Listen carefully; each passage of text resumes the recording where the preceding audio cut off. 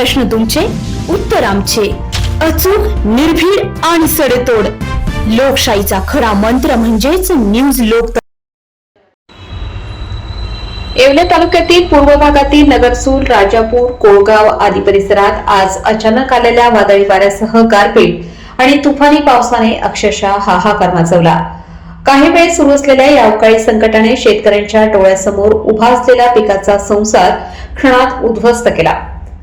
आधीच सुलतानी संकटामुळे शेतीमालाला योग्य भाव नसल्याने आर्थिक अडचणीत सापडलेल्या बळीराजावर आता अस्मानी संकटाचा घाला बसल्याने परिस्थिती अधिक तिखट झाली आहे.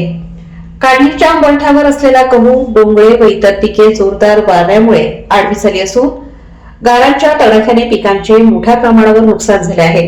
अनेक ठिकाणी शेतं भुईसपाट झाल्याचे चित्र दिसून येत आहे. या अचानक आलेल्या नैसर्गिक आपत्तीमुळे शेतकऱ्यांचे मोठे आर्थिक नुकसान झाले असून पुन्हा एकदा मदतीच्या प्रतीक्षेत बळीराजा उभा आहे. सुलतानी आणि अस्मानी या दुहेरी संकटात सापडलेल्या शेतकऱ्यांचा प्रश्न आता अधिक गंभीर बनला आहे, अशी भावना परिसरातून व्यक्त होत आहे. प्रशासनाने या परिस्थितीची तात्काळ दखल घेऊन पंचनामे जलद गतीने पूर्ण करावेत आणि नुकसानग्रस्त शेतकऱ्यांना तातडीची आर्थिक मदत जाहीर करावी, अशी मागणी सामाजिक कार्यकर्ते विनोद पाटील यांनी केली आहे. न्यूज लोकतंत्र 18 साठी अयुब शाह, येवला.